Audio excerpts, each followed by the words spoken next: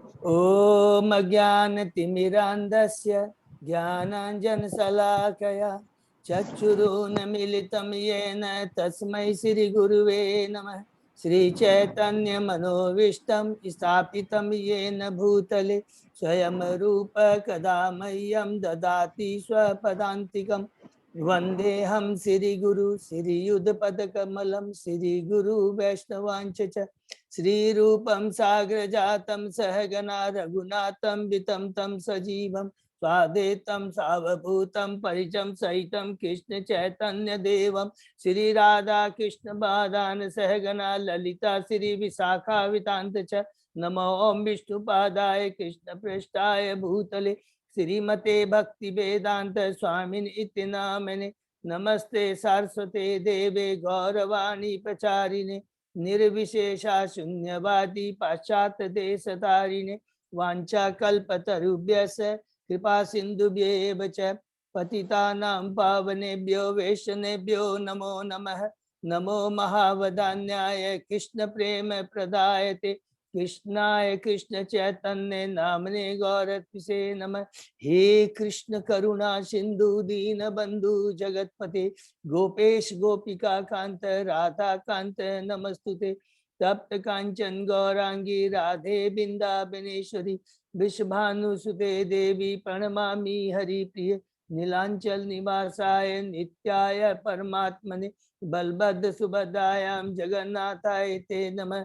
जय श्री कृष्ण चैतन्य प्रभु नित्यानंद श्री अद्वैत गदाधर श्रीवासादि गौर भक्तबिंद मुखम करोति वाचालं पंगुलंगे गिरिं यत्कृपातमहं वन्दे श्री गुरुमदीनतारिणं परमानंद माधवं श्री चैतन्य ईश्वरं।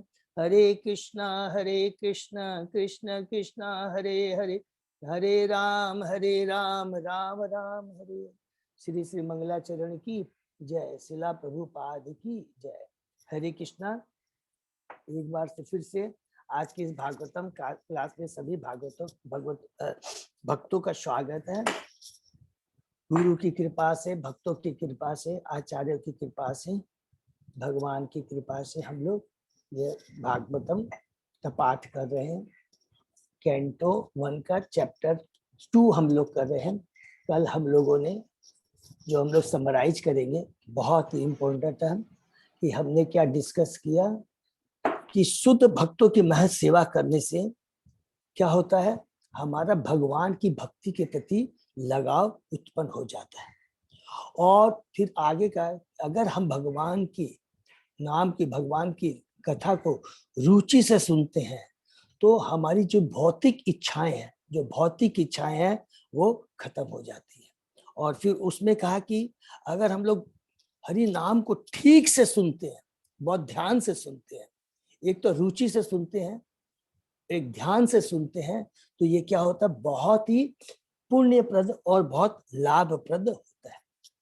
चौथा हमने क्या सुना कि भागवतम जो कथा है, भगवान की कथा है, वो हमको नियमित रूप से सुनना चाहिए, नियमित रूप से सुनना चाहिए और भक्तों की सेवा नियमित रूप से करनी चाहिए। उससे क्या होगा, भगवान के प्रति अटल प्रेमा भक्ति जागृत होती है, अटल प्रेमा भक्ति होती है। और फिर अगर जब हमारे हृदय में भगवान के प्रति अटल प्रेमा भक्ति जागृत हो जाती है, ये बहुत इंपॉर्टेंट है, उस समय हमारे जितने भी अनर्थ है, काम क्रोध लोभ मय, वो सारे के सारे नष्ट हो जाते हैं। इसके बाद हमने पढ़ा कि अगर हमारी भौतिक चीजों के प्रति अगर आसक्ति खत्म हो जाती है, भगवान के प्रति प्रेमा भक्ति जब जागृत हो जाती है, तो उसके बाद क्या है, हमें भगवान का वैज्ञानिक ज्ञान, तत्व ज्ञान की भक्ति क्या है उसके बारे में हमें पूर्ण ज्ञान प्राप्त हो जाता है। और जब इस प्रकार हृदय की सारी भौतिक जो दुविधाएं हैं, गांठें हैं, वो खत्म हो जाती है। और सबसे इंपॉर्टेंट चीज यहाँ पर लास्ट में जब बताते हैं कि जो भी हमारा संशय होता है, संशय हो जाता है, सारे खत्म हो जाते हैं। जितना भी डाउट होता है, पूर्ण रूप से हम भगवान के प्रति समर्पित हो जाते हैं, कोई डाउट नहीं रह जाता है। और उस समय क्या होता है, हमारी इच्छा और भगवान की इच्छा एक हो जाती है। भगवान की चर हमारी इच्छा एक हो जाती है, और इस प्रकार हम भक्ति करते करते मन प्रसन्न हो जाता है और हमारा हृदय बहुत प्रफुल्लित हो जाता है। इसके बाद यहाँ तक भगवान की भक्ति और भगवान के भक्तों की सेवा, और ये जो हमारा समरी में हम बोलेंगे कि जो हमारा जो भक्ति के जो स्टेज कैसे कैसे कैसे कैसे कैसे करके भक्ति में हम लोग आगे बढ़ते जाते हैं, और अल्टीमेटली जो हमने 14 स्टेज या 9 स्टेज जो भी है हमको करके लास्ट में क्या था, हमें भगवान के नाम में जो रस है, जो वास्तविक माधुर्य रस, वो चखने में हमको मिलता है। ठीक है, ये बहुत इंपॉर्टेंट है। इसके बाद में यहाँ पर जब भक्ति के बारे में, भक्ति के स्टेज के बारे में सुखदेव गोस्वामी बताने के बाद आगे हम लोगों को क्या बताते हैं, ये बहुत इंपॉर्टेंट है। वो क्या बताते हैं कि हमें भगवान के पूर्ण अंशों की सेवा करनी चाहिए। ये बहुत इंपॉर्टेंट पॉइंट है। ब्रह्म परमात्मा भगवान के पूर्ण अंशों की सेवा करनी चाहिए। भगवान और भगवान के पूर्ण अंश है, वो कौन होते हैं? वो विष्णु तत्व होते हैं। वो भगवान के स्वांश अंश है, वो भगवान के विभांश। हेलो प्रभु जी, दंडवत प्रणाम। आपकी आवाज नहीं आ रही है प्रभु जी। हरे कृष्णा। अजय प्रभु, आवाज तो ठीक है माता जी, तो आप थोड़ा सा चेक कीजिएगा अपना। माता जी काइंडली आपका थोड़ा सा इंटरनेट चेक कीजिएगा प्लीज प्लीज है, थोड़ा सा तो फिर ट्राई कीजिएगा। फिर तो हमको भगवान के पूर्ण अंश और विभांश अंश, पूर्ण अंश की सेवा करनी है। राम, भगवान, नरसिंह, ये पूर्ण अंश है, और ये विष्णु तत्व है। तो देखिए, जिसको नहीं समझ प्लीज पूछो। विष्णु तत्व का मतलब हो गया कि जो भगवान के डायरेक्ट अंश है और उनका आध्यात्मिक शरीर होता है, भौतिक शरीर नहीं होता है, ये हुआ विष्णु तत्व। और भगवान के जो विभांश है उनको कहते हैं जीव तत्व, जिनका भौतिक शरीर होता है। भगवान उनको 27 अवतार में पूरी पावर भी दे के भेजते हैं, वो विभांश है, लेकिन वो जीव तत्व हम लोग जैसे हैं, भगवान के जीव तत्व है, विभांश है। दोनों आध्यात्मिक होते हैं। प्लीज नो, थोड़ा सा अजय प्रभु, थोड़ा सा। दोनों आध्यात्मिक होते हैं, बहुत ध्यान से रखेंगे। आध्यात्म, क्योंकि दोनों आध्यात्मिक है, दोनों आध्यात्मिक अर्थात दोनों शाश्वत है। फर्क केवल इतना है, विभांश भौतिक शरीर धारण करते हैं और जो श्वांश है, जो विष्णु तत्व, वो आध्यात्मिक शरीर धारण करते हैं। क्लियर है किसी को? तो ये बहुत इंपॉर्टेंट है, क्योंकि यहाँ पर बताना बहुत जरूरी है। क्योंकि लोग कहते हैं भगवान के, तो यहाँ से इस श्लोक से भगवान थोड़ा चेंज बताने चाहते हैं। तब फिर भगवान बताते हैं कि मैं भगवान श्री कृष्ण, जब ये श्वांस होते हैं, एक्सपांसन करते हैं, करते करते तो भगवान क्या होता है?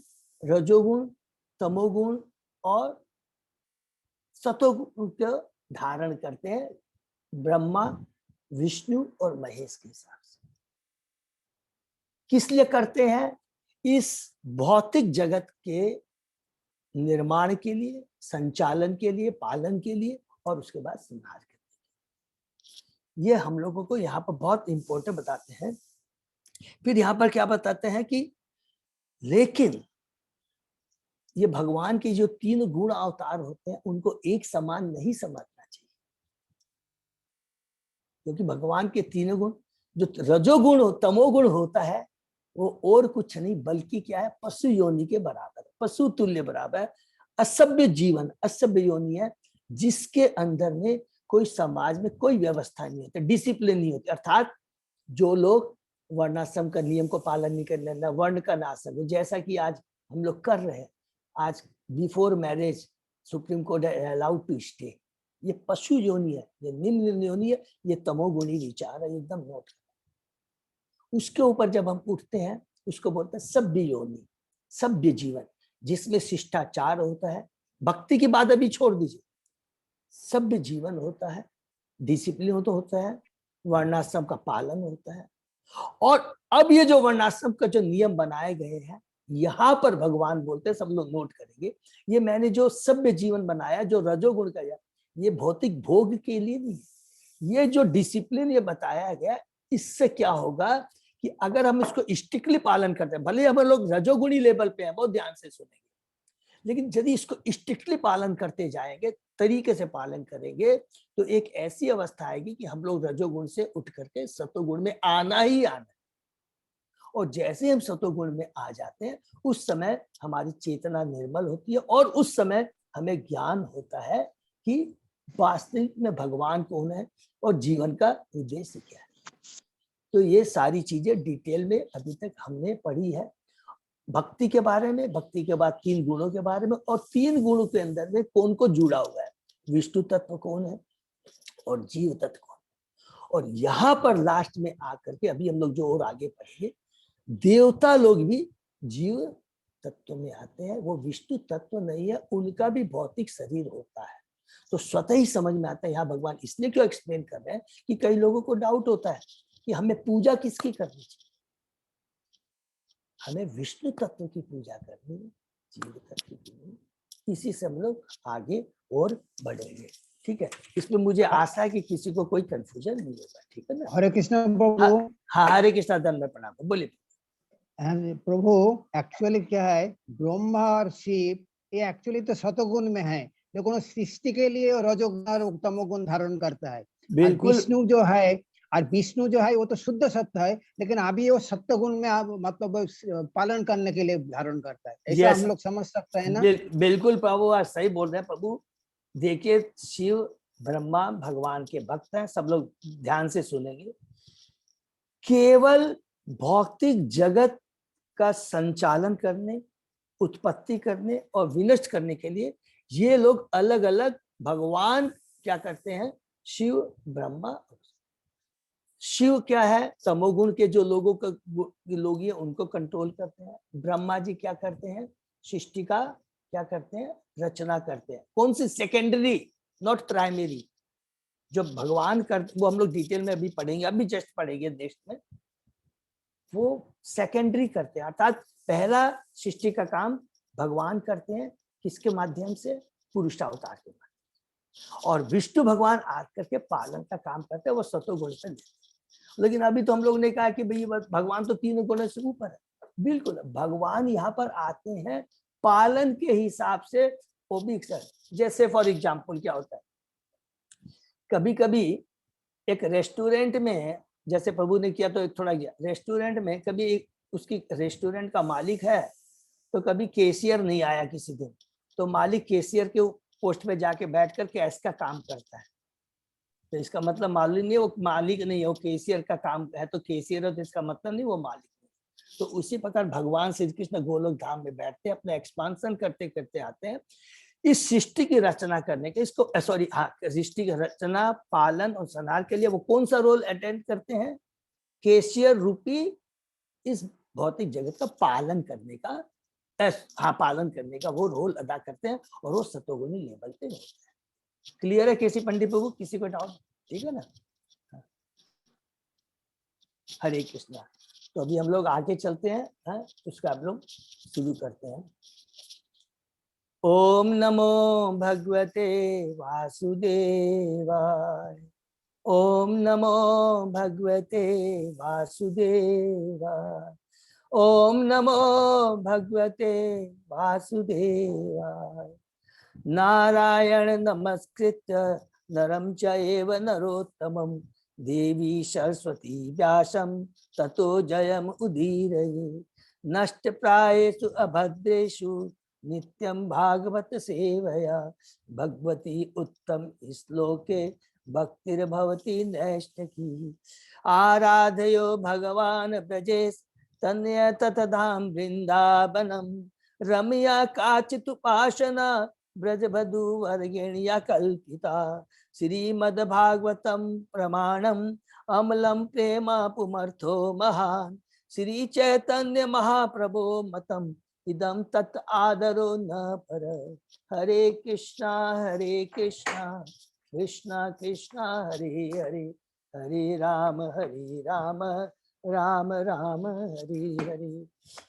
अब लोग ने लास्ट श्लोक नंबर अजय प्रभु 24 तक किया था क्या? 24 तक हुआ था प्रभु जी, हरि 25 बोल। से स्टार्ट तो अभी हम लोग 25 से स्टार्ट करते हैं। भेजिरे मुनय अत अग्रे भगवंतम अधोक्षजम सत्वम विशुद्धम क्षेमाय कल्पन्ते य अनुतानीय। पूर्व काल में समस्त महामुनियों ने भगवान की सेवा की, क्योंकि वे प्रकृति के तीनों गुणों से परे हैं। उन्होंने भौतिक परिस्थितियों से मुक्त होने के लिए, फलस्वरूप परम लाभ प्राप्त करने के लिए पूजा की। अतएव जो कोई इन महामुनियों का अनुसरण करता है वह भी इस संसार से मोक्ष का अधिकारी बन जाता है। देखिए, ये छोटा सा श्लोक है, बहुत इंपॉर्टेंट श्लोक है। हम बद्ध जीवों को सुखदेव गोस्वामी गाइड करने के लिए कि हमको पूजा किसकी करनी चाहिए, हमको पूजा किसकी करनी चाहिए, तो इस श्लोक में हम एक एक शब्द में ध्यान देंगे। पूर्व काल में जो समस्त महामुनियों ने किसकी पूजा की? भगवान की पूजा की, भगवान की सेवा की। क्योंकि वे प्रकृति के तीन गुणों से ऊपर है।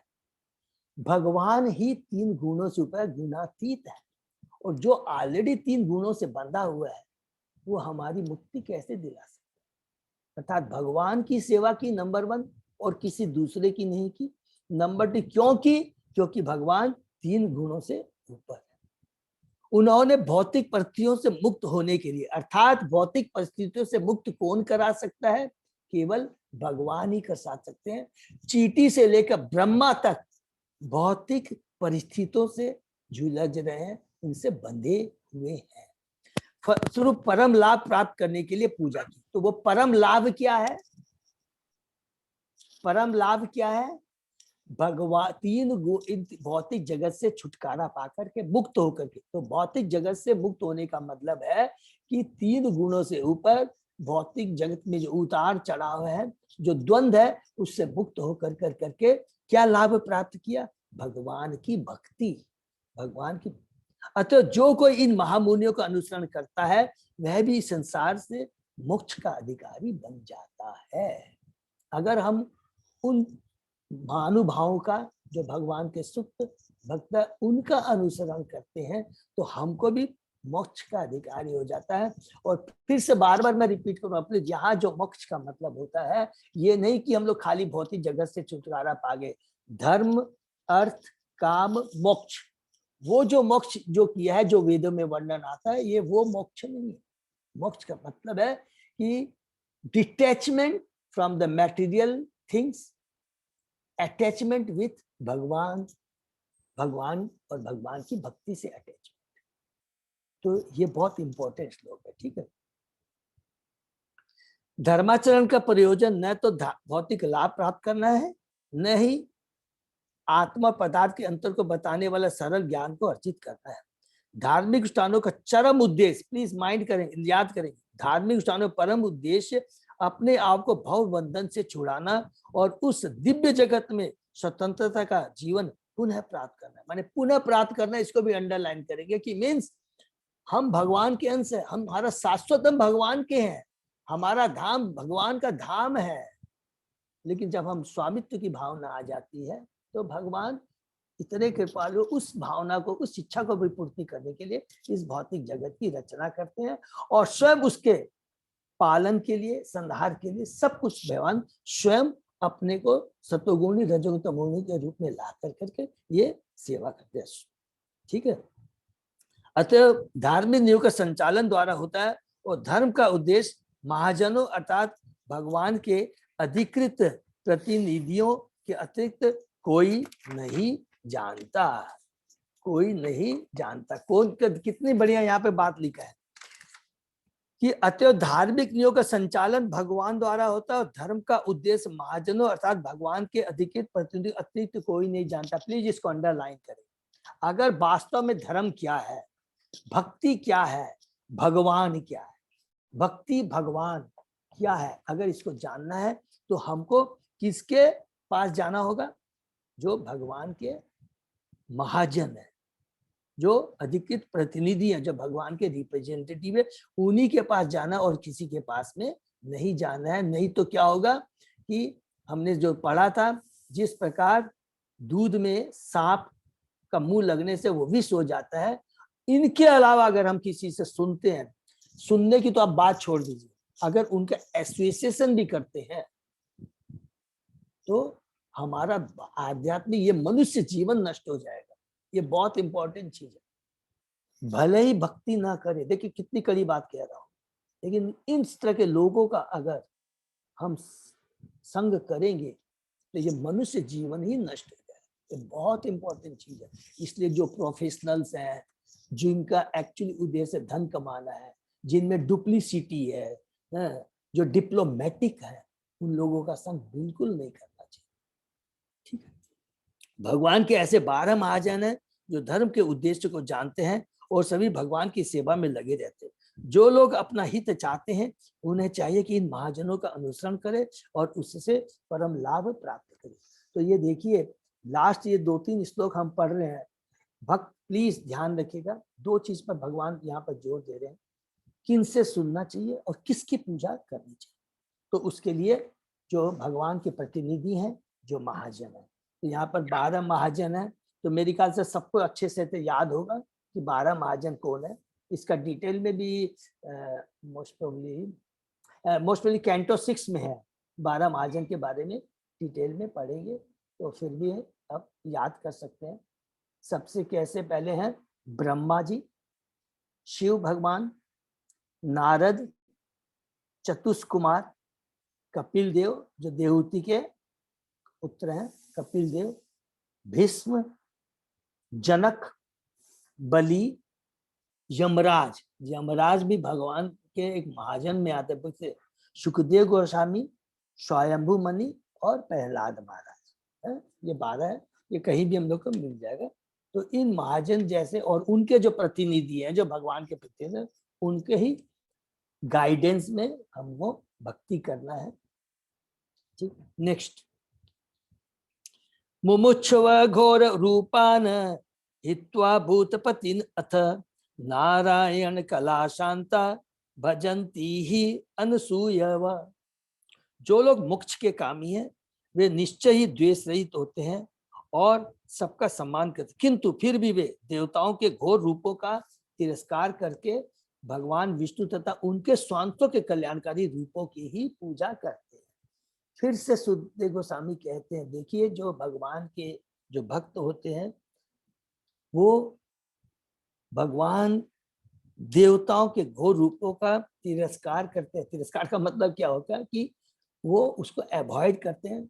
भगवान विष्णु तथा उनके स्वांतों के कल्याणकारी रूपों की ही पूजा करते हैं। भगवान और भगवान के स्वांत माने विष्णु तत्व जो है, जो भगवान के डायरेक्ट स्वांत, उनकी ही पूजा करते हैं। जैसे कि हमने फिर बताया कृष्ण, राम, नरसिंह देव, बरा, इन सब की पूजा करते हैं। तात्पर्य में हम लोग पढ़ते हैं, भगवान श्री कृष्ण विष्णु कोटि के आदि पुरुष हैं जो 2 भिन्न कोटियों में अपना विस्तार करते हैं, पूर्ण या समग्र अंश तथा विभांश। विभांश सेवक है और विष्णु तत्व के पूर्णांश सेव्य तथा पूज्य है। क्लियर है? जो विष्णु तत्व है, विष्णु अंश है, वो सेव्य है और जो विभांश है वो क्या है, भगवान के सेवक है। अर्थात हम बद्ध जीव, हम जो भक्ति कर रहे हैं और भगवान के जो शक्त्यावेश अवतार हैं, व्यास देव जी है, सुखदेव गोस्वामी जी है, नारद मुनि है, पृथु महाराज है, भरत महाराज है, ये भगवान के शुद्ध भक्त हैं। ये क्या है, विभांश है, ये जीव तत्व है। ये क्या हो गए, हम लोग सेवक हो गए और भगवान के जो अंश है, श्वांश है, वो सेव्य माने जिनकी पूजा की जाती है, जिनकी पूजा हमें करते हैं।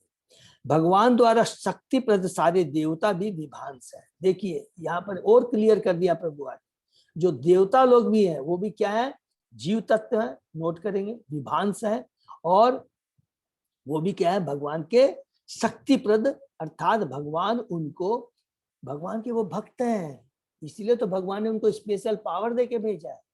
वो भगवान के भक्त हैं, इसीलिए भगवान ने उनको स्पेशल शक्ति प्रदान करके इस भौतिक जगत का संचालन करने में मदद करने के लिए भेजा है। वे विष्णु तत्व की कोटि में नहीं आते, एकदम क्लियर कट कह दिए, ये विष्णु कोटि के कोटि में नहीं आते। विष्णु तत्व वे जीव हैं जो भगवान के आदि रूप के ही समान शक्तिमान है और वे विभिन्न कालों तथा परिस्थितियों में अपनी भिन्न कोटि की शक्तियां प्रदर्शित करते हैं। दुर्गे माँ, सरस्वती देवी माँ, जितना भी है, ब्रह्मा जी, इंद्र, सब ये क्या है, किसमें आते हैं, ये जीव तत्व में आते हैं। लेकिन वो भगवान इनको एक स्पेशल शक्ति प्रदान कर करके इस भौतिक जगत का संचालन करने के लिए यहाँ पर भेजते हैं। उनमें विष्णु तत्वों की तरह असीम शक्ति नहीं होती, अतः विष्णु तत्व या भगवान नारायण के पूर्णांशों की गणना कभी विभांशों के साथ नहीं करनी चाहिए। अर्थात इनडायरेक्टली, यहाँ पर क्या डायरेक्टली प्रभुपाद ने कह दिया, इसलिए देवताओं जो शक्तिप्रद जीव तत्व है, भगवान के विभांश है, उनका कंपैरिजन भगवान से नहीं करना चाहिए। नहीं तो ये कौन सा अपराध हो जाता है, नाम अपराध में आता है। दूसरा नाम अपराध क्या है, जो भगवान विष्णु को ब्रह्मा शिव के समान या उनसे स्वतंत्र समझता है। क्लियर है ना, ये दूसरा नाम अपराध आप लोग नोट कर लेंगे, ये बहुत बड़ा अपराध है। इतना ही नहीं, देवता भी बहुत नाराज हो जाते हैं, उनको बहुत दुख लगता है, ये भी बहुत ध्यान रखेंगे। देवता भी इसमें खुश नहीं होते हैं। यदि कोई ऐसा करता है तो वह पाखंडी होने का अपराध करता है। इस कलयुग में अनेक मूर्ख व्यक्ति ऐसा अवैध अपराध करते हैं और दोनों कोटियों को समान मानते हैं। देखिए, हम लोगों को, बहुत लोगों को थोड़ा डाउट होता है कि प्रभु जी कई बार क्वेश्चंस करते हैं, तो यहाँ पर बहुत क्लियर कट मिल गया है। जो अपने घरों में, प्लीज देवताओं का सम्मान कीजिए प्लीज, लेकिन उनको भगवान के बगल में करके उनको बराबर मत समझिए, उनका सम्मान कीजिए। सम्मान करना बहुत जरूरी है। अगर हम सम्मान नहीं करेंगे तो भगवान बहुत नाराज हो जाएंगे। उनका पूरा सम्मान करना है, लेकिन उनको भगवान के रूप में नहीं पूजना है। ये विभांश अपनी अपनी भौतिक शक्तियों के अनुसार विभिन्न पदों पर आसीन है। ये विभांश मीन्स देवताओं के बारे में, यथा काल भैरव, शमशान भैरव, शनि, महाकाली तथा चंडी। इन देवताओं की पूजा वही लोग करते हैं जो तमोगुण की निम्नतम अवस्था में है। ब्रह्मा, शिव, सूर्य, गणेश तथा अन्य ऐसे ही देव उन लोगों द्वारा पूजित है जो भौतिक भोग से प्रेरित होने के कारण रजोगुणी होते हैं। किंतु जो सचमुच सतोगुणी है वे केवल विष्णु तत्व को पूजते हैं। विष्णु तत्व के अनेक नाम यथा रूप है, यथा नारायण, दामोदर, वामन, गोविंद तथा अधोक्षज। ठीक है ना। वे यह अच्छी तरह जानते परमेश्वर के सारे भयानक रूप उनके विभिन्न सेवकों के रूप है, जो उन्हें विभिन्न परिस्थितियों में प्राप्त। किंतु इतने पर भी वे देवताओं के भयानक तथा आकर्षक लोगों दोनों ही रूपों को त्याग कर केवल विष्णु रूप पर ध्यान केंद्रित करते हैं, जो भगवान के भक्त, क्योंकि वे भौतिक जगत से मोक्ष पाने की उत्कंठा है। सारे देवता, यहाँ तक कि देवों में सबसे ब्रह्मा तक, किसी को मोक्ष नहीं दिला सकते। ये देखे प्रभुपाद जी ने क्या की, क्योंकि ब्रह्मा तक वो क्या है, वो 3 गुणों से बंधे हुए हैं, तो वो हमको मोक्ष नहीं दिला सकते। ठीक है, माने वैसे हम लोग बोले ब्रह्मा जी क्या है, प्रकृति माया, वो भी बद्ध जीव है, ऐसे बोलेंगे बद्ध जीव। ब्रह्मा जी हमेशा सतोगुणी लेवल पे, लेकिन वो बद्ध जीव है। लेकिन माया इतनी जो कि उनको बीच बीच में भ्रमित करती रहती है, जो कि हमने 10वें कैंटो में हमने बहुत अच्छे से सुना है। और वो भी उकसा करके, वो भी क्या है, माया के चक्कर में आकर करके गलतियां कर बैठते हैं। जैसे उन्होंने हिरण्यकशिपु को वरदान दे दिया था बिना सोचे समझे। तो ये चीज का ध्यान रखना। लेकिन भगवान कभी गलती नहीं करते हैं।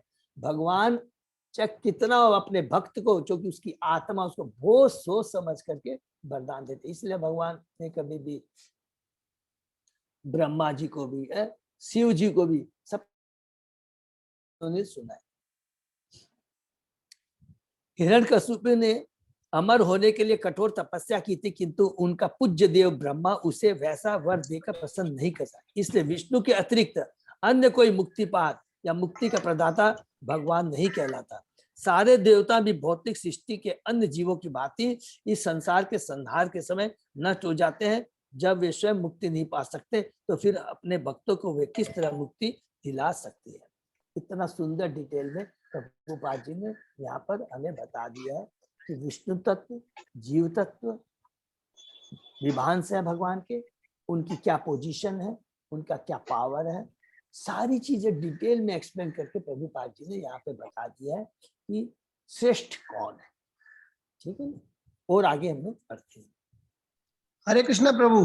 हाँ प्रभु, बोलिए प्रभु। जैसे देवी देवताओं का सम्मान करने से क्या मतलब है, मतलब अपने को उसको थोड़ा सा एक्सप्लेन कीजिए, मतलब देवी देवताओं को सम्मान करना चाहिए, मतलब किस तरह का सम्मान है, अपने को क्या करना चाहिए, थोड़ा सा डिटेल में। हाँ प्रभु बताता हूँ प्रभु, ध्यान से सुनिए। सपोज कीजिए आप बिरला कंपनी में काम करते हैं, मेरे को बोला गया कि देखिए अल्टीमेटली मालिक बिरला जी है, बिरला जी के अंडर में कोई प्रेसिडेंट या सीनियर वाइस प्रेसिडेंट है। आपने कंपनी को ज्वाइन किया, धीरे धीरे धीरे पहले आप किसी के अंडर में काम कर रहे थे, पहले जनरल मैनेजर के, उसके ऊपर में समझ लीजिए वाइस प्रेसिडेंट है, उसके ऊपर में प्रेसिडेंट है, उसके बाद में बिरला जी।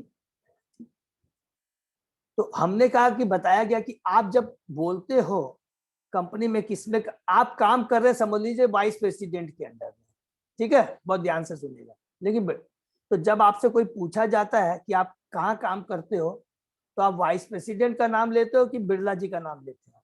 बोलिए। आप बोलते हैं ना मैं तो बिरला कंपनी में काम करता हूँ, कभी ऐसे तो नहीं बोलते भाई, जबकि उसके अंडर में काम करें। अब सपोज कीजिए अब आपकी धीरे धीरे डायरेक्ट बिरला जी से टच हो गई है और आप उसका आपका प्रमोशन हो गया, बिरला जी आपको बोलते हैं कि now you report to me. तो आप अब बिरला जी की पूजा करो, बिरला जी का ध्यान करो। अब जब से आप बिरला जी को रिपोर्ट करना शुरू, तो इसका मतलब थोड़ी है जी वाइस प्रेसिडेंट अंडर में जब काम करते हो उसको घृणा से देखने शुरू कर दो, उनकी इज्जत नहीं करो। अगर बिरला जी को मालूम पड़ेगा कि ये मेरे जो, तो उनको क्या खुशी होगी क्या कि तू उसको अवॉइड कर रहा है, नेग्लिजेंट कर रहा है? नहीं नहीं नहीं, बस सिंपल यही चीज है, उनका सम्मान कर। बोलना यही है कि मैं बिरला जी के यहाँ काम करता हूँ, बिरला जी सब कुछ है, मेरे को बहुत खुशी हो। लेकिन इसका मतलब क्या वाइस प्रेसिडेंट का उनके जो नीचे उनका उनको पावर दिया है बिरला जी ने, तो उनका आप सम्मान नहीं करें, ठीक है ना प्रभु? तो इसमें प्रभु जी प्रॉब्लम ये आती है, जैसे मैं सम्मान का मतलब, जैसे मान लीजिए देवी देवताओं की, जैसे मान लीजिए कोई पूजा हो रही है, कुछ हो रही है, कोई अनुष्ठान हो रहा है, जैसे भी श्याम बाबा का हो गया या कोई भी हो गया, तो उसमें अपने को अपना क्या, किस टाइप का मेन प्रॉब्लम है, किस टाइप का रोल अपना होना चाहिए? नहीं प्रभु, आपका रोल यही होना चाहिए कि बहुत स्ट्रिक्ट से में, मजबूरी में कभी जाना चाहिए सोशल रेस्पॉन्सिबिलिटी के हिसाब से, तो फिजिकली वहां प्रेजेंट है लेकिन मन कृष्ण में होना चाहिए। एकदम सिंपली चीज, इसमें कोई डाउट नहीं है। तो ये उनका वो नहीं हुआ क्या कि मतलब क्या बोलेंगे, सम्मान तो अपने कर रहे हैं, सम्मान में कमी नहीं हुई क्या उनके, वैसे मेंटली अपने फिजिकली नहीं, है मेंटली, क्योंकि तो ये उनका अपमान नहीं हुआ क्या? कैसे कैसे आप जा रहे हैं तो किसको मालूम पड़ेगा कि आप थोड़ी ना उनको रिजेक्ट कर रहे हैं या उनको अवॉइड कर रहे हैं। आप अवॉइड तो नहीं कर रहे। और दूसरा चीज ये भी है, और हरे कृष्ण प्रभु। हाँ प्रभु, एक से थोड़ा कंप्लीट कर दो। और जैसे सपोज कीजिए आप हनुमान जी के मंदिर के बगल से गुजर रहे हैं, शिव मंदिर, ऐसा थोड़ी बोलेंगे मुंह घुमा लेंगे, नहीं, उनको प्रणाम करके जाइए, उनको नमस्कार कीजिए, उनको नमाज कीजिए। क्यों? वो भगवान के भक्त हैं, भक्त हैं, ठीक है, ठीक है ना प्रभु? हाँ हाँ, कैसी पंडित प्रभु? एक्चुअली क्या है, अगर हम देवी देवी का पूजा में भी जाएंगे तो उधर भी हमें कृष्ण भक्ति मांगेंगे, ऐसा होना चाहिए, वही है। हाँ, ये प्रभु ने और एक अच्छी बात बता दी है, बहुत सुंदर। केसी पंडित प्रभु ने बहुत अच्छी बात कही है कि सपोज कीजिए आपने मंदिर में गए, आप शिव भगवान के मंदिर में गए, कभी उनको डिसरेस्पेक्ट मत कीजिए, बहुत अच्छी बात प्रभु ने कही है। तो आप जाइए और जाकर आप क्या बोलेंगे उनसे कि आपको भगवान ने स्पेशल पावर दिया है, थोड़ा मेरा कृष्णा को रिकमेंड कर दीजिए, मेरा रिकमेंडेशन कर दीजिए, मुझे कृष्ण की भक्ति मिले। जैसे कभी कभी कंपनी में वाइस प्रेसिडेंट पर जाके बोलते हैं, थोड़ा सा बिरला जी को बोल के मेरा प्रमोशन करा दीजिए, इंटरेस्ट रहे, ठीक है ना? ठीक ये चीज, हाँ प्रभु। तो सम्मान का मतलब समझ में आ गया ना प्रभु? नेक्स्ट प्रभु मेरा एक क्वेश्चन है। हाँ प्रभु, जैसा आपने बोला ना कि हम लोग जब देवताओं की पूजा करते हैं तो वो भी नाराज ही होते हैं, उन्हें अच्छा नहीं लगता। लेकिन फिर वो वरदान क्यों देते हैं? हिरण्यकशिपु को अगर वरदान नहीं मिलता तो ऐसा कुछ होता ही नहीं। अच्छा, अब माता जी इसका बहुत अच्छे से सब लोग सुनेंगे। जो मैंने कहा कि वो देवता जब सतोगुणी लेवल पे होते हैं, बहुत ध्यान से सब लोग सुनेंगे, बहुत अच्छा प्रश्न है रीना माता जी का। क्या जब वो माया बहुत प्रबल है, माया बहुत प्रबल है, और हमने क्या कहा कि देवता भी क्या है, वो माया के से भ्रमित हो जाते हैं, भ्रमित हो जाते हैं। तो ये वर्ड को अंडरलाइन कीजिए, भ्रमित होने का मतलब है कि ब्रह्मा जी को देवताओं की अपनी पोजीशन मालूम है, उनको अपनी पोजीशन मालूम है, और उनको मालूम है अगर आप उनके पास आप जाएंगे, से फॉर एग्जाम्पल मैं आपको एग्जाम्पल देता हूँ, उनको ये पता रहता है कि सपोज आप उनके पास में गए, उनको ये पता है ये भगवान मेरे बॉस का भक्त है, तो वो आपको देख करके बहुत खुश होते हैं, बहुत खुश होते हैं। और जब आप उनको बोलते हैं कि आप मेरे पर कृपा कीजिए, मेरे को ये दीजिए, तो उनको शर्म आती है। अरे बोलते ये तो मेरा भगवान का भक्त है, तो मेरे को शर्मिंदा कर रहा है। और फिर क्या होता है कि कभी कभी क्या होता है कि जो लोग सब नॉर्मली, मैं दोनों में डिफरेंस बता रहा हूँ, और जो भगवान की भक्ति नहीं करते हैं, जो कि केवल रजोगुण जिनका प्रभाव है भगवान, तो वो जाकर के जब देवताओं की बहुत पूजा करते हैं, आप ही सब कुछ है, आप मेरा कल्याण कीजिए, मेरा ऐसे कीजिए, उस समय क्या हो, माया के प्रभाव में आकर करके वो गलतियां कर बैठते हैं, जैसे कि ब्रह्मा जी ने किया था, जैसे शिव जी ने किया था। और बाद में जब उनको रियलाइज होता है, तब वो अपनी गलती का एहसास करते हैं। रीना माता जी, आपको क्लियर हुआ कि क्यों आपका प्रश्न थी, वो क्यों वरदान दे दिया? हाँ, माया के प्रभाव में आकर के, माया इतनी प्रबल है, आज हम भी भक्ति कर रहे हैं, हम भी इस चीज को रियलाइज करेंगे माता जी, हम भक्ति कर रहे हैं, लेकिन कभी कभी हम माया के प्रभाव में आकर करके हमको यश की इच्छा हो जाती है, हमको कोई भौतिक चीजों की इच्छा हो जाती है, हम लोग जो जीवन का उद्देश्य है उसको भूल जाते हैं। और इसीलिए इस कलयुग में कहा गया है कि कॉन्स्टेंटली, सतत हमें भगवान का रेगुलर भक्ति करना चाहिए, रेगुलर भक्तों का संग करना चाहिए, नहीं तो किसी समय भी माया कब हमको झटका दे देगी हमको मालूम नहीं पड़ेगा। तो कंक्लूजन में ये आपका मतलब हुआ कि ये जो भी ब्रह्मा जी ने, शिव ने जो भी ये वरदान दिया, क्योंकि उनको शक्ति प्रदान है, भगवान ने वो शक्ति दी है, वो चीज वो दे सकते हैं, लेकिन उन्होंने बिना सोचे समझे दिया, और इसीलिए भगवान ने उनको डांटा भी कि तेरे को मैंने जो पावर दिया उसका मिसयूज मत करो, सोच समझ करके वरदान दिया। प्रभु ठीक जी, है? प्रभु हाँ, जी, लेकिन भगवान तो तीनों गुणों से परे है, तो हाँ। भगवान राम ने फिर सीता का परित्याग क्यों किया? ये माता जी दूसरा प्रश्न है। ये देखिए, बहुत इसको में डीप में आप जाएंगी ना, तो यहाँ पर हम लोग ये थोड़ा हट कर है, याद खाली एक लाइन नोट कर लीजिए, अंडरलाइन, भगवान की जो भी एक्टिविटी होती है, भगवान के भक्तों की जो भी एक्टिविटी होती है, ये हम बद्ध जीवों को शिक्षा प्रदान करने के लिए ही होती है। तो वो शिक्षा प्रदान करने की सती, मतलब ये बहुत डिटेल, इसको हम लोग अलग से, भगवान जो भी करते हैं वो बद्ध जीवों को शिक्षा प्रदान करने की। ब्रह्मा जी, शिव, जो उनके शक्तिप्रद, उनके जो देवता है, उनके माध्यम से भी हमको ये शिक्षा दी है कि भौतिक जगत में आप, तुम लोग भी भौतिक जगत, तुम लोग जीवांश हो, तुम लोग बद्ध जीव हो, कोई भी कार्य करो, अगर तुमको भगवान के भक्त भी हो तो सोच समझ कर तुम लोग को कार्य करना चाहिए, कोई गलती नहीं। तो ब्रह्मा जी क्या है, ये भगवान के अच्छे शुद्ध भक्त, जिसको भगवान जी की, जो कि सृष्टि के प्रथम जीव है, जो भगवान के प्रथम जीव है, तो हम कभी सोच सकते हैं कि ब्रह्मा जी ऐसी गलती कर सकते? वो भगवान गलती कर, अर्जुन है भगवान का पार्षद है, तो हम कभी सोच सकते हैं कि अर्जुन ये 3 गुणों से बंद करके युद्ध के लिए पहले से बोलता है कि मैं युद्ध नहीं करूंगा, इतने लोग मार। ये सारी चीजें जो भगवान की लीलाएं हैं, जो कि अपने पार्षद, अपने शक्तिपद जीवांश के माध्यम से ये चीज कराते हैं, और स्वयं भी करते हैं, जैसा ये आपने अभी कहा कि भगवान ने, रामचंद्र भगवान ने सीता का परित्याग क्यों किया। इसको हम अलग से डिस्कस करेंगे माता जी, ठीक है? लेकिन सबके पीछे एक शिक्षा है, खाली इस चीज उसको आप नोट करके रख लीजिएगा प्लीज। भगवान की कोई भी कार्य में हम त्रुटि निकाल नहीं सकते, सोच भी नहीं सकते हैं कभी, ठीक है ना? तो जी मेन बात तो इसमें ये है कि जो रीना माता जी का कंसर्न था कि भी भगवान राम ने फिर सीता जी का परित्याग क्यों किया, तो अपना जो टॉपिक है उनका ये था कि भी तीनों गुणों से परे है, तो इसका मतलब ऐसा उनको ये, माने उनका जो एक्सप्रेस वो था कि भी इसका मतलब क्या भगवान गुणों से प्रभावित होकर थोड़ी परित्याग किया? सवाल ही नहीं उठता प्रभु, सवाल ही नहीं उठता है। भगवान तो 3 गुणों से परे हैं, इसमें कोई डाउट ही नहीं है। कोई अब- डाउट नहीं कहने का कोई डाउट नहीं है उसमें, भगवान के अपने से फिर लोग जैसे कहते हैं, जैसे अभी चलिए आपने कहा तो एक्सप्लेन भी कर देते हैं 1 मिनट के लिए हाँ। कि एक सती नारी है, एक नारी का क्या कर्तव्य क्या है, जो कुछ भी है उसको अब डीप में लेते हैं। लोगों ने अलग अलग बातें उसमें की है। उन्होंने जैसे लोगों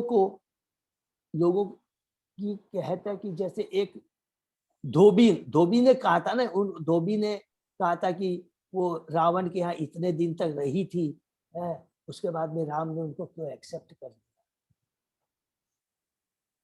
तो ये चीज लोगों को देखने के लिए कि एक स्त्री है, उसका चरित्र ही उसका सबसे बड़ा धन है। और इस तरह अगर कोई भी चीज होता है, कुछ भी होता है, ये चीज क्या है स्त्री के लिए। तो लेकिन स्त्री तो भगवान, सीता तो स्वयं भगवान की, माने उसके बारे में माने वो सोचना पा, जस्ट लोगों को एक जस्ट शिक्षा देने के लिए ये भगवान ने। समझ में अरुण प्रभु? हाँ प्रभु, एकदम क्लियर है। एकदम क्लियर है। ये जस्ट ये पब्लिक लोगों के लिए शिक्षा देने के लिए। हाँ, वे उनको राजधर्म निभाना था, राजा की पर्सपेक्टिव से। यस उनको तो पता है कि सीता माता को तो एक्चुअली लंका भेजा ही नहीं गया, माने सीता माता तो लंका गई नहीं थी, उनको तो अग्निदेव के हरि बोल, वेरी गुड प्रभु। भगवान की सारी लीलाएं हैं, भगवान के रहते हुए भगवान की सीता को कोई टच नहीं कर सकता है, टच नहीं कर सकता है प्रभु, कोई भी कर नहीं। वो तो बहुत बड़ी बात है। तो ये जब हम का एग्जांपल सेट करना था कि भी राजा जो वो रहेगा, राजा के प्रति अगर किसी का भरोसा नहीं रहे तो फिर उसने रहने का नहीं है, अधिकार नहीं है, अधिकार ने कम हो रहा था कि उन्होंने उस कारण को निकाला। और सीता माता को भी उन्होंने छोड़ा, तो परित्याग तो किया ही नहीं। उनको पता है सीता माता तो भगवान की परम भक्त है, तो उनसे तो वो भगवान को छोड़ के रह ही नहीं सकती, वो जहाँ पे भी है। हरि बोल प्रभु, इतना। हाँ, और आगे बढ़ के जब प्रश्न आया तो बता दें, नहीं तो लोग क्या होगा समाज में वो फैल जाएगा, चरित्रहीनता फैल जाएगी। अरे ठीक है, राम वो गई थी, आए थे, रहे थे ना, तो हम लोग भी क्या ये बहुत डीप चीजें हैं, इसको हमको समझ के बहुत केवल शिक्षा होती है प्रभु। हर चीज में भगवान की बहुत बड़ी, जितना पूरी भाग, ठीक है ना। तो इसको हम लोग को भगवान जो भी कार्य करते हैं, भगवान के भक्त जो कार्य करते हैं, दोनों को, भगवान और भगवान के भक्त, हमेशा वो भगवान अपने माध्यम से और अपने भक्तों के माध्यम से एक शिक्षा हम बद्ध जीवों को प्रदान करते हैं। वो कभी भी गलती नहीं कर सकते हैं, 3 गुणों से परे है वो। वही तो धर्म की स्थापना करने वाले हैं। स्वयं भगवान धर्म है, धर्म की स्थापना करने वाले हैं। स्वयं वेद है, वेद की रचना करने वाले हैं। और मर्यादा पुरुषोत्तम भगवान राम, तो इसलिए मर्यादा मतलब हर जगह की मर्यादा को एग्जैक्टली बिल्कुल, इसलिए उनको मर्यादा पुरुषोत्तम राम कहा गया। तो वो अलग अलग समय पात्र के अनुसार से भगवान आते हैं और अलग अलग देश काल पात्र के हिसाब से अलग अलग लीलाएं करते हैं, अलग अलग संदेश देते हैं, समय काल पात्र के हिसाब से। ठीक है रीना माता जी? हाँ प्रभु, एकदम क्लियर हो गया। ओके, हम लोग आगे बढ़ते हैं। श्लोक नंबर 27। रजस्तम प्रकृत्य शमशीला भजन्ति वे पितृभूत प्रजेश आदिन श्रिया ऐश्वर्य प्रजा इप्सवः। जो लोग रजो तथा तमो गुणी हैं, वे पितरों, अन्य जीवों तथा उन देवताओं की जो सृष्टि संबंधी गतिविधियों से प्रभारी है पूजा करते हैं, क्योंकि वे स्त्री, धन, शक्ति तथा संतान का लाभ उठाने की इच्छा से प्रेरित होते हैं। तो यहाँ पर क्लियर बार बार बता दिया गया है, इसमें सुखदेव गोस्वामी ने कहा कि रजोगुणी और तमोगुणी लोगों के क्या क्या कैरेक्टर होता है, जिनकी क्या इच्छाएं होती है और किस लेवल की चेतना होती है। चेतना, इसको अंडरलाइन करना, चेतना उनकी किस लेवल की होती है। ठीक है, तात्पर्य में हम पढ़ते हैं, यदि सचमुच भगवान के धाम को वापस जाना है तो किसी भी कोटि के देवता की पूजा करने की कोई आवश्यकता नहीं है। वीरेंद्र प्रभु देख लीजिएगा, कोई भी आवश्यकता नहीं है। भगवत गीता में स्पष्ट कहा गया है, जो भौतिक भोग के पीछे पागल रहते हैं वे अपने क्षणिक लाभ के लिए विभिन्न देवताओं के पास जाते हैं, किंतु ऐसे लाभ तो अल्पज्ञों के लिए। अल्पवतु तदम से तद्भवति अददिया। जो देवताओं की पूजा करते हैं, 7वें अध्याय कहते हैं, इसमें श्री भगवान कहते हैं जो अल्प बुद्धि वाले होते हैं वो देवताओं की पूजा करते हैं, किंतु ऐसे लाभ तो अल्पज्ञों के लिए होते हैं। हमें कभी भी भौतिक भोग की इच्छा को प्रबल नहीं बनाना चाहिए। भौतिक तो जीवन में उतना ही स्वीकार किया जाए, उतना ही स्वीकार किया जहां तक आवश्यक हो।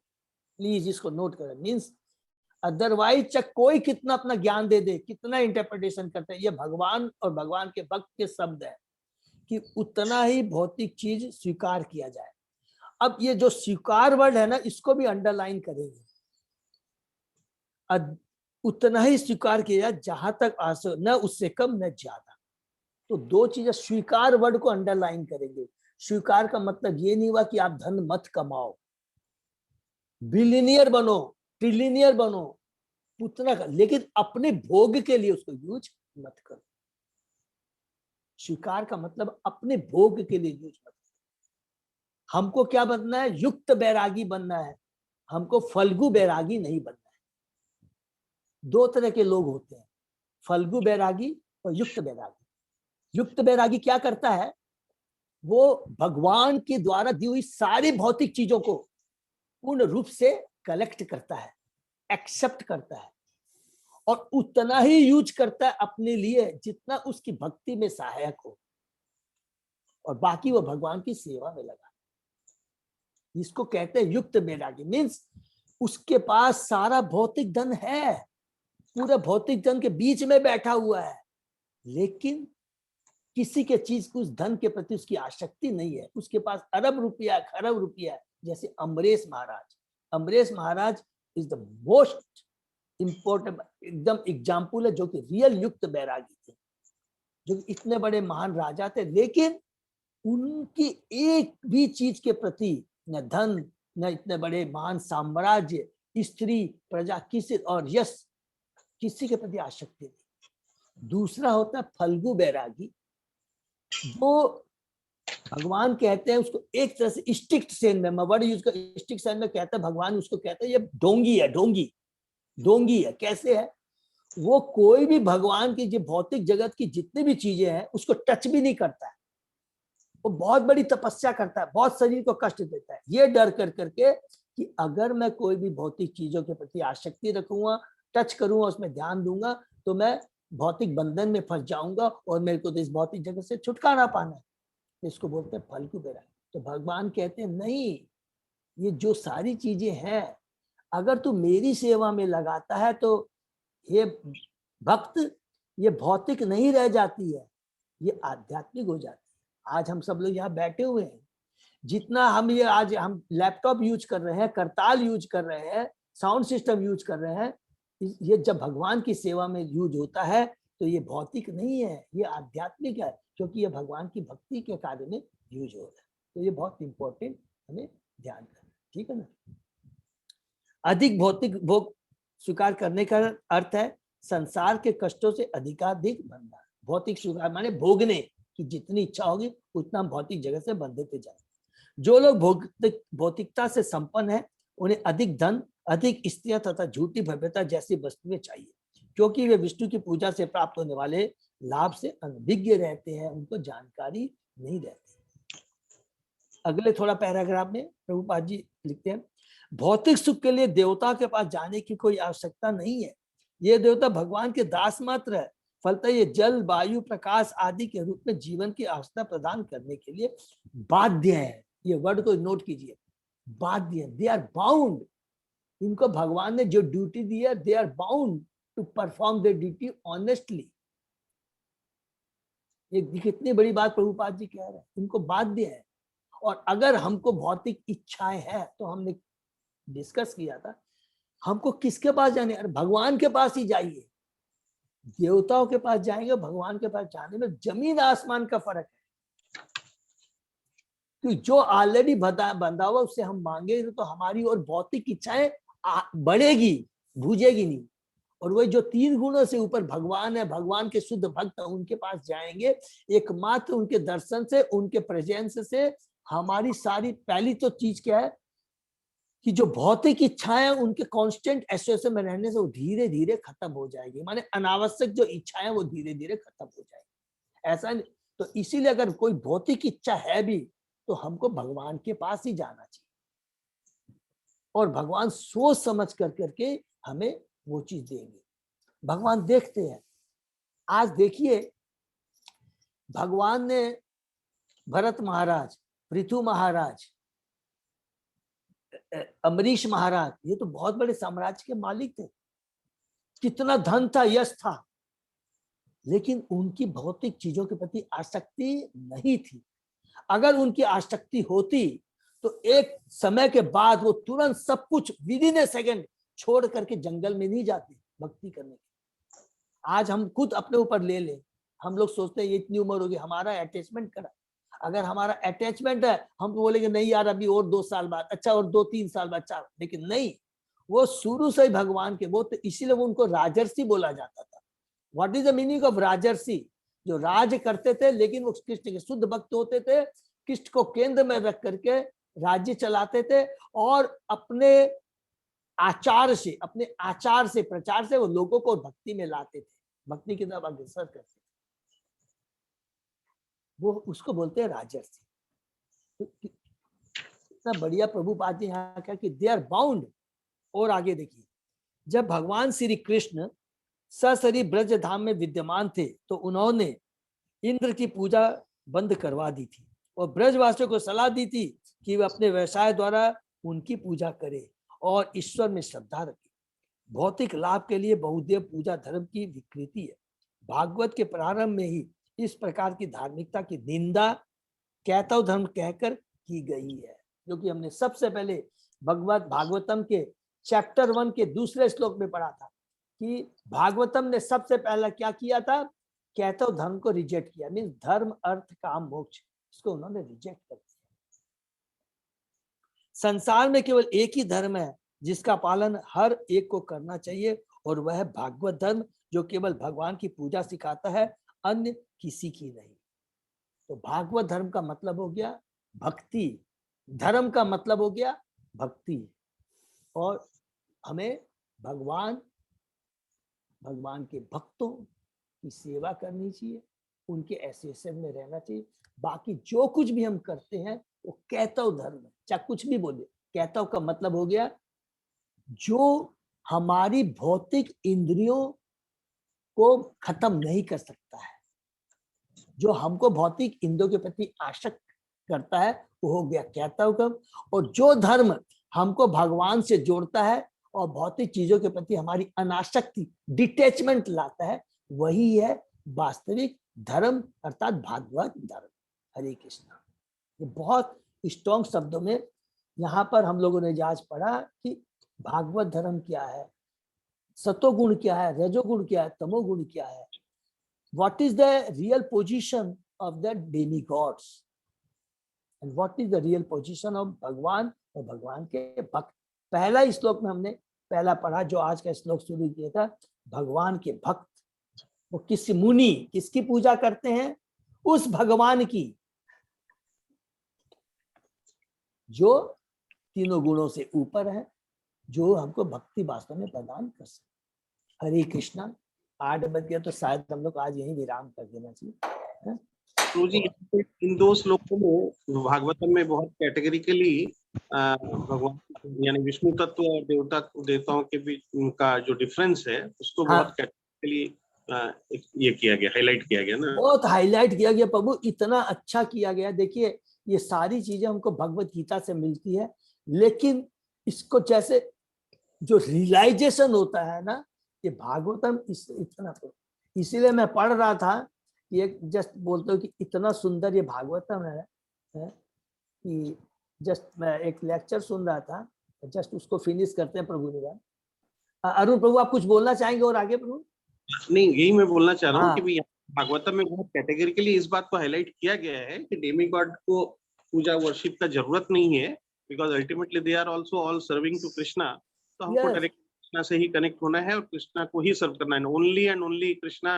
Only Krishna, yes Prabhu, because that is reason is behind it, because केवल कृष्ण भगवान ही क्या है, 3 गुणों से ऊपर है प्रभु, सबसे important, because all are you know, सब तो बने हुए हैं। तो ये हमको बहुत ध्यान में रखना है।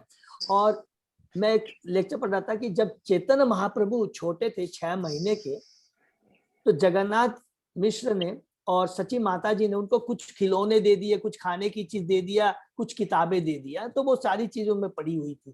तो चैतन्य महाप्रभु जाते हैं खिलौना देखते हैं, उसको रिजेक्ट कर देते हैं, कुछ खाने की चीज रिजेक्ट है वो रिजेक्ट करते हैं, और 3-4 किताबें रहती है, उसमें जो भागवतम पढ़ी रहती है उसी को उठा के अपने गले लगा देते हैं। तो कितनी बड़ी हमारी इसमें कितनी बड़ी गहराई है कि छोटे से ही भगवान चैतन्य महाप्रभु ने कहा कि अगर वास्तव में अपने जीवन को सार्थक बनाना चाहते हो, और इसीलिए देखिएगा चैतन्य महाप्रभु ने पूरा गीता में, पूरी अपनी लाइफ में भागवतम का ज्ञान दिया। गदाधर पंडित से के पास बैठ कर के उनसे भागवतम सुनते थे, जो कि लीला राधा रानी के जो अवतार है गदाधर। ये बहुत इंपॉर्टेंट है प्रभु, सब लोगों की कृपा से हम लोग कर पा रहे हैं, तो जितना हो सकता हम लोग करेंगे, हम एक दूसरे को इंस्पायर करेंगे।